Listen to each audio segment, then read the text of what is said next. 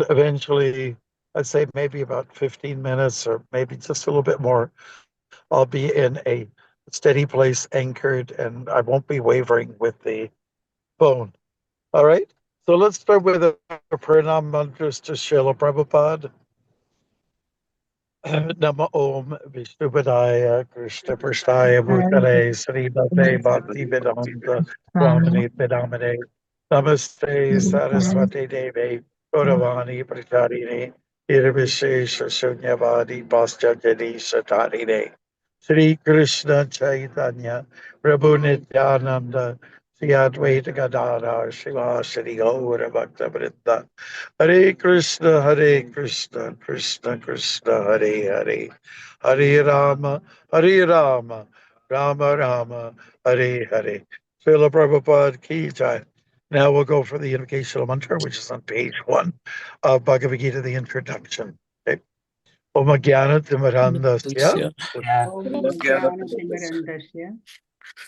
Jnananjana Shalakaya, Shalakaya, Chakshurun Militam Yena, Chakshuram Militam Yena, Tasmai Sri Gurave Namaha. Tasmai Sri Gurve Namaha. I was born in the darkest ignorance, I was born in the darkest ignorance, and my spiritual master opened my eyes and my spiritual master opened my eyes with the torch of knowledge. with the torch of knowledge. I offer my respectful obeisances unto him. I offer my respectful obeisances unto him. Srila Prabhupada ki. Jai. Today's shloka is on this, will be on the screen.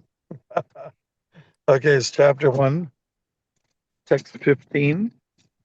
This is a group, of course, our group has gone through the entire Bhagavad Gita, and by consensus, it's unanimous that we want to just go through the Gita once again. So that's why we're going through this circle. Okay, great. So, 115. I don't know if there's something I can do here for just temporarily. Yeah.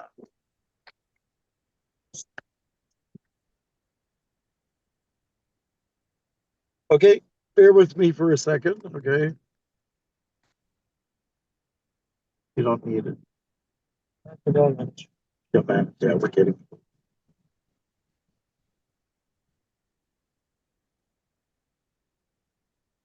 Okay. Okay, we'll begin. Panjajanyang Rishikesho Devadattang Dhananjaya Ondram Tatma Mahatangyam Bhima Karma Vrikudaraha. Translation. Lord Krishna blew his conch shell called Panchajanya. Arjuna blew his, the Devadatta. And Bhima, the voracious eater and performer of Herculean tasks, blew his terrific conch shell called Hondra. And now we're going to go for the purport. It's a page long. We can get almost everyone to take a shot at it. You got about 3 or 4 sentences each. How does that grab you? So Vaishnavi, do you want to just give us the cue?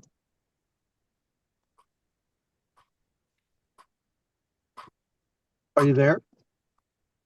Yes, Maharaj. Yeah. So we can go with Dhanraj, Haripad, Vasanta,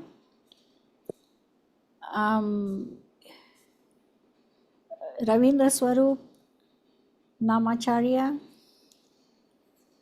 and Jambavan Prabhu. Will you be able to read today? Yes. Then you can We be. need that South African accent.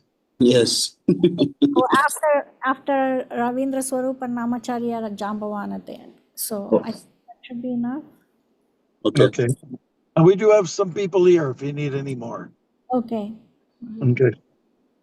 Hare All Krishna. right, let's begin. Purport. Lord Krishna is referred to as Rishikesha, in this verse because he is the owner of all senses. The living entities are part and parcel of him, and therefore the senses of the living entities are also part and parcel of his senses. The impersonalists cannot account for the senses of the living entities, and therefore they're always anxious to describe all living entities as senseless or impersonal. The Lord, situated in the hearts of all living entities, directs their senses, but he directs in terms of the surrender of the living entity, and in the case of a pure devotee, he directly controls the senses. Thank you. Here on the battlefield of Kurukshetra, the Lord directly controls the transcendental senses of Arjuna, and thus his particular name of Hrishikesha. The Lord has different names according to his different activities. For example, his name is Madhusudana because he killed the demon of the name Madhu. His name is Govinda because he gives pleasure to the cows and to the senses. Thank you. His name. Oh, sorry. His name is Vasudev because he appeared as the son of Vasudev. His name is Devaki Nandan because he accepted Devaki as his mother. His name is Yashoda Nandan because he awarded his childhood pastimes to Yashoda in Vrindavan. His name is Parthasarathi because he worked as charioteer to his friend Arjuna. Similarly, his name is Rishikesh because he gave direction to Arjun on the battlefield of Kurukshetra. Thank you. Arjuna is referred to as Dhananjay in this verse because he helped his elder brother in fetching wealth when it was required by the king to make expenditures for different sacrifices. Similarly, Bhim is known as Vrodhara, because he could eat as ferociously as he could, perform Herculean tasks such as killing the demon Hidimba. Thank you. Next. Okay. Would you like to? So the particular types of conch shell blown by the different personalities on the side of the Pandavas, beginning with the lords, were all very encouraging to the fighting soldiers. On the other side, there were no such credits, nor the presence of Lord Krishna, the supreme director, nor that of the goddess of fortune. So they were predestined to lose the battle, and that was the message announced by the sounds of the conch shells. Thank you. We have another person in the queue. Okay, we'll just go over the verse one more time. Lord Krishna blew his conch shell called Panchajanya.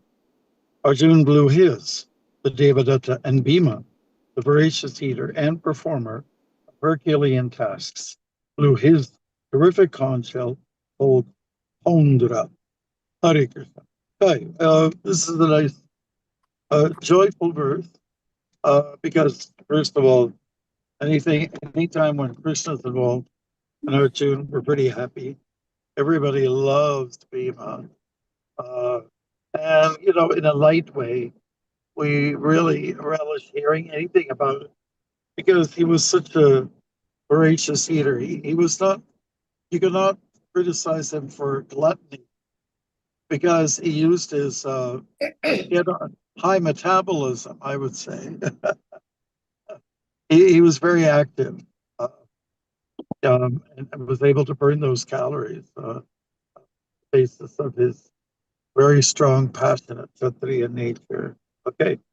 All these personalities, all three of them, have blown their conch shells. We already heard about the conch shells, the conch sounds which emanated from the mouth of the side of the Kodavas. They were pretty powerful. They shook you up. Like Elvis's song, I'm all shook up. So, but when these conches are being sounded because of their transcendental nature, it shook up people in a different way. It was unexpected that it would come. Now, the conches all have names. I think it's natural. Like we're the temple here. I'm on a van that was purchased 2 months ago, and secondhand, but fairly new. And I'm expecting that the devotees have given the van a name, and if they haven't, shame on them. When you give a name to, a tool or an instrument, or just anything that you're making good use of, you personalize it by giving it a name, and you will then take better care of it. What do you think, Prabhu? Would that be a good proposal? Okay, whether I get yes or no, I'm just Yes, Maharaj. okay. Great. Thanks very much for agreeing with us. That's a good learning for me Here's the name also. for the van. I was hoping that this would conjure up. What is the name of the van? Bhakta Garuda. Bhakta Garuda. You just gave that name now. So it needs to be initiated, right? It's got the name Bhakta. Okay, so that's good. So whether it's weapons or the conch is not necessarily a weapon, but it is used as a war cry to intimidate. It also is a sound of glory and victory. Vishnu, he has 4 arms, and he has 4 pieces of hardware. Well, maybe 2 pieces of hardware. The other are software. Shall I explain? This is my sort of interpretation of things. Okay, the gada, the club, is hardware. But also the chakra, which does amazing splice work, is also hardware. Software is the lotus and also the conch. What do you think about that, Prabhu? Is that a good way to remember? Hardware and software. Yes, Maharaj. Yes, Maharaj. That's awesome, Okay, Maharaj. great. And so names are given.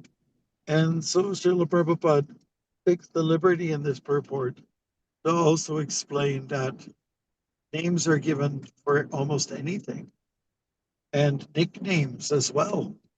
Brikadara means one who's a voracious eater is given to Bhima, right?